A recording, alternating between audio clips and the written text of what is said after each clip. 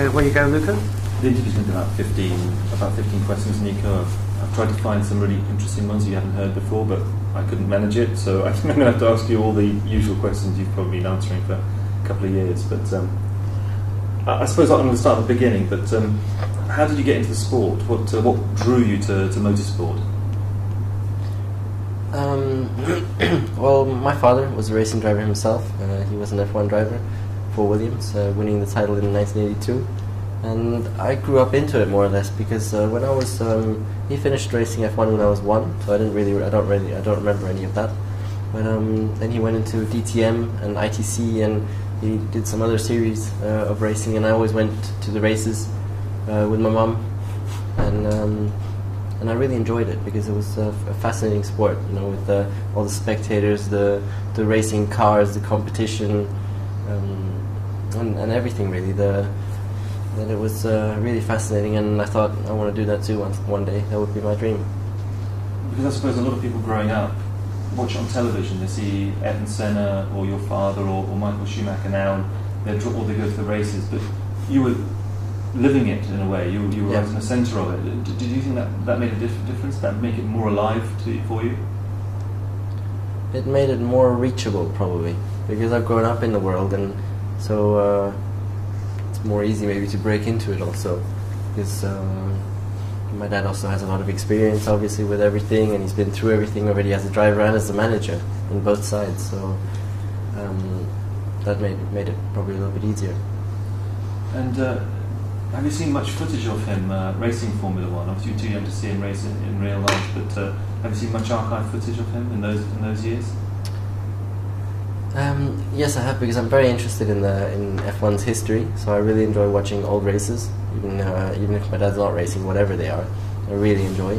So I've been watching recently because on German TV once in a while they do show the old Grand Prix, so I've been watching some of them, and it's very fascinating obviously, and it's also, I think, a great era that was back then anyway compared to today, and with many differences, and maybe even in some way a little bit more exciting.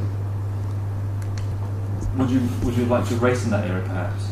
Most definitely not, because it's too dangerous. Looking at it now, looking back, it's just too dangerous. You know, the probability that you don't live for very long in that era is very, very high. I don't remember the numbers, but I think 1 in 3 or 1 in something crazy anyway like that didn't make it to the end of their career, so I wouldn't have wanted to race there though. And yet I think they're going to strap you into a 1973 Tyrrell, I think at Goodwood in a month's time, with Jackie Stewart. You're doing a car swap. You looking forward to that then? I didn't actually know it was a 1973 car, but I'm most definitely looking forward to it. Yeah, of course. I enjoy driving the old cars, and especially in Goodwood with all the fans and everything. I think it's going to be a great event. I think you'll be using, I'm not sure if it's the right arm or the left arm for changing gear. That'll be something. It's going to be the right one. Tell me, as growing up, you were fascinated, I think, by tennis. Is that right? How keen were you on the sport? I'm very interested in any sport really, and I was very good at ball games, so tennis and ping pong and things like that. I was extremely good at those things. So I started on in this tennis team in Monaco, and I joined the national team when I was at the age of 10 or 11 or 12 in the junior category, and I was very good actually. So that also kept me interested in the sport. But in the end, it was always going to be racing, because that's the way I wanted to go really, and that was the most given way also for me, because it's the easiest way to go for me, because just have a lot of experience in that area. In the family, just next to me, so that's the way I went, and also together with school, it's very, very difficult to play tennis, because tennis takes up so much of your time. You need to go every day. You need to train 2, 3, 4 hours to really become very good. And racing, you just need to go racing on the weekends, and that's enough. And you played, I think, against Boris Becker recently in Monte Carlo. What was that like? Yeah, I played Boris in Monte Carlo recently, and it was a lot of fun, because it's interesting. Obviously, you see this person on TV all the time, and all of a sudden you're playing against him. So it was great. and I made him run most definitely quite a lot. I tried to peg him everywhere across the court, and he was breathing quite heavily, I must say.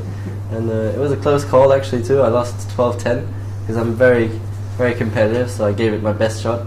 Of course, he was helping me out and not playing to his best, but still, he was sometimes giving me the good old shots. But it was good fun. Tell us a little bit about when you were growing up, because it's you're Finnish, but you don't. Finnish is, I think, one of the. I'm German. I'm not Finnish. Oh, you're German. I'm German. Oh, okay. Is that how is that? Can you explain why that is? That's because my mother is German. My mother is German. I'm born in Germany. We speak German at home, so in that sense, I'm German. But of course, I'm half Finnish also.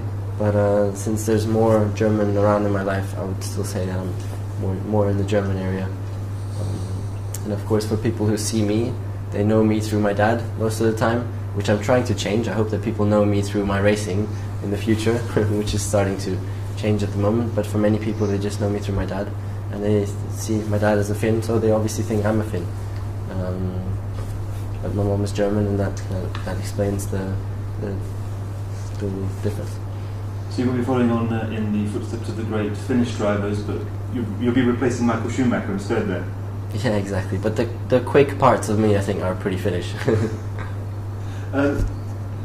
When you first got the call from Williams to test when you were 17, what was that like for you? How did you feel when you received that call? I didn't receive a call. It was BMW at the time who told me about it, because I was racing for Formula BMW, and they pushed it in for me, and that was amazing. I remember I won the championship a week earlier, I think, and they told me in a huge tent on the stage with a whole bunch of people around that I'm going to be testing a Formula 1 car. And that was my dream ever since I'm 10 or what. So that was a very special moment, and I remember I even had tears coming down my eyes because that was crazy.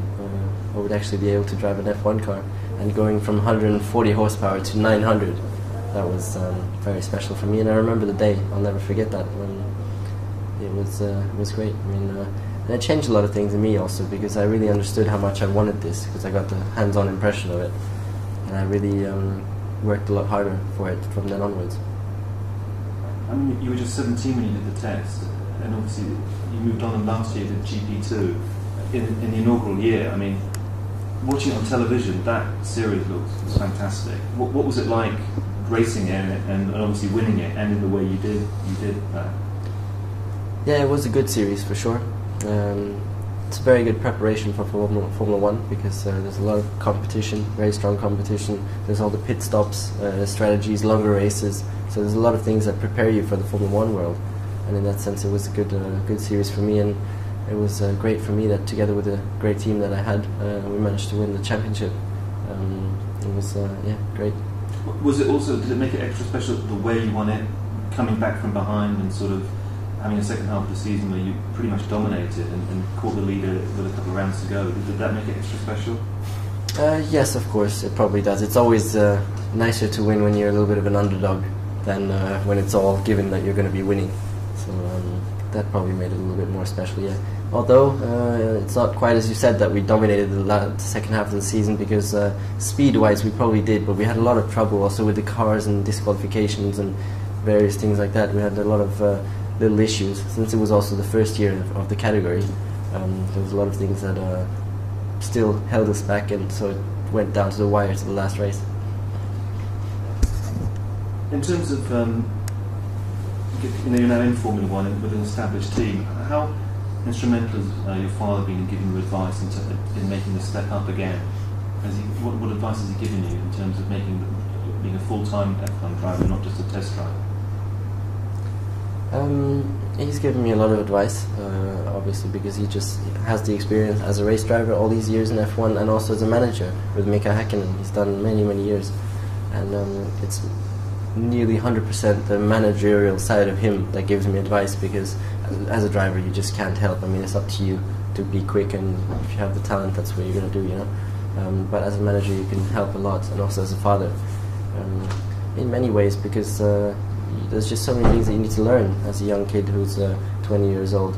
the way you go about with people, even, you know. And there's so many people working for a team, and it's important to be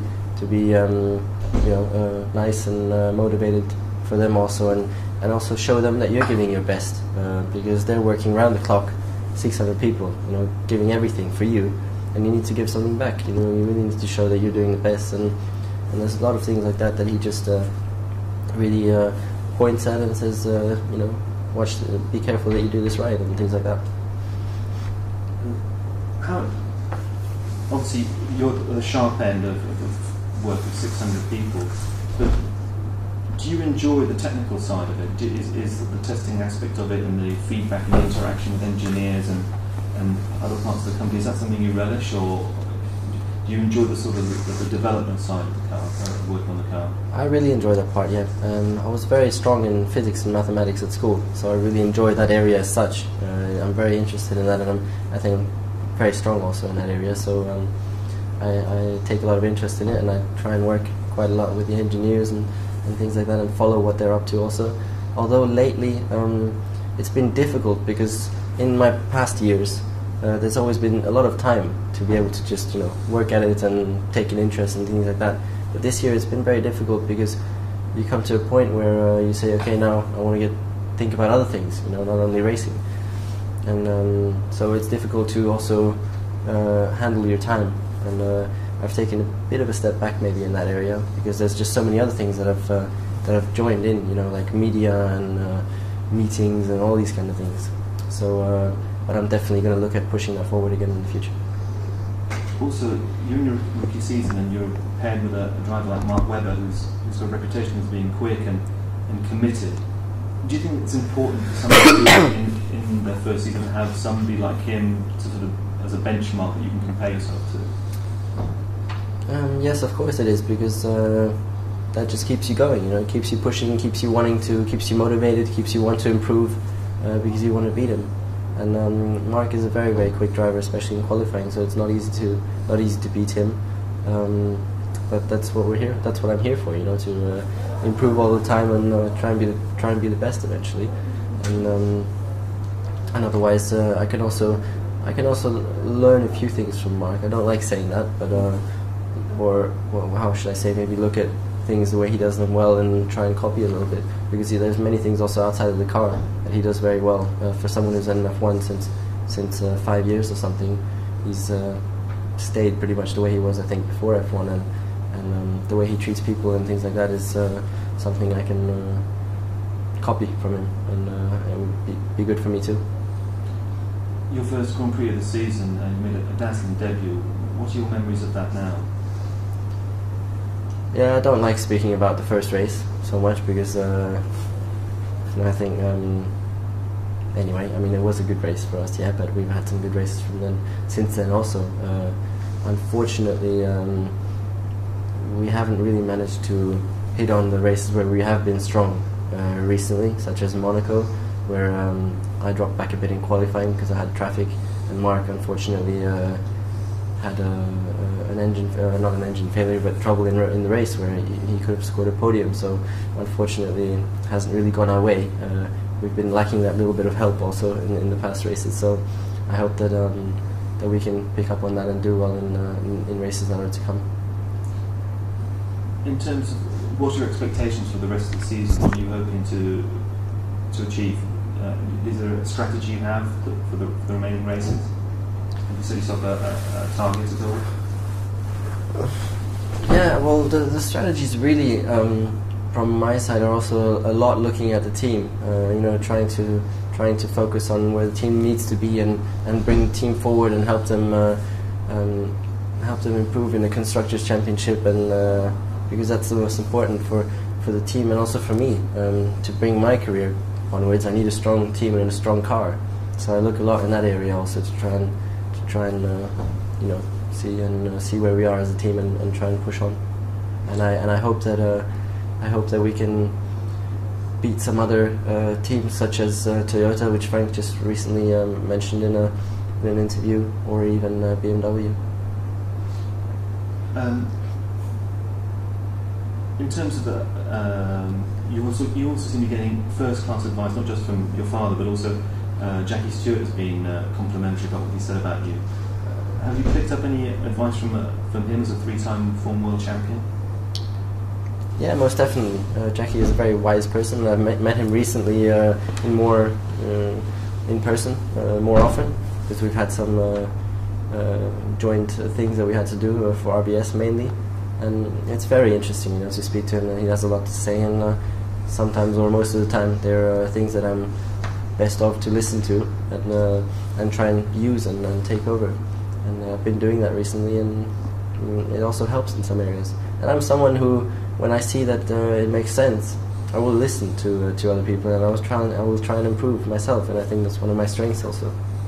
I think in an interview he was quoted recently as you could be the sort of David Beckham of Formula One. Is that complimentary, or is that a helpful remark, do you think, or how do you take that? Well, that's complimentary, yes, because David Beckham is the captain of the English team in the World Cup, so that's a pretty high place to be, and a pretty big achievement already as it is. So in that sense, I will take it as a big compliment, yeah, because it means he thinks that I can achieve many good things in the future. So yeah, it's a good compliment for me.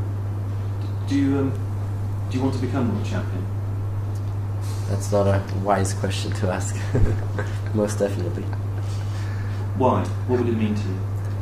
Well, because that's why I'm here. Otherwise, I wouldn't be racing if I don't want to be the best. There's no point to racing otherwise. So that's the aim, and that's what I'm working hard to get. And we will see how long I take. But I strongly believe in myself that I will achieve it one day. Just 2 more questions left. The first one is, what do you feel that Formula One seems to be very proud of its history, and seems to.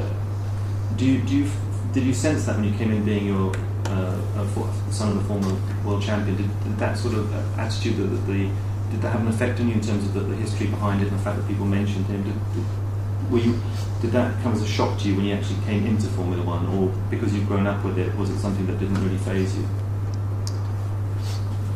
No, not really. No, the thing is that it's just a bit difficult, because there's so much that ask you about your father. Yeah, it's always your father, and that in the end becomes a bit difficult, because it's always the same thing really, and you always see yourself then, because you see yourself as a bit under him. Yeah, and that's not something I really like. Although I can of course be proud of my father and of what he achieved, but in the end I want to be myself and step away and be seen as an individual, who really achieved something on his own, and that's where I'm trying to head for. And the last question is, I'm not sure if it's a silly question or not, is what does it feel like driving a Formula One car when you're on your own in the car, with maybe no talkback from the pits? What does the sensation feel like? It's quite an amazing sensation, especially when you feel that you're absolutely ballistically quick, and no one can actually be quicker sitting in the same car at this certain point in time. And I had a certain feeling in Bahrain, for example, where it just feels perfect with the car, and the car handles very well, and you can just push over 100%, and you know there's not going to be any mistake happening, because it's just not going to happen, and you just fly, and that's an amazing feeling. It's very, very special, and you got to work very hard to have that feeling as often as possible, because it depends a lot on the car really suiting you and you feeling really comfortable with it, and you need to give a lot of effort into it to bring the car to your liking in that way. Thank you very much.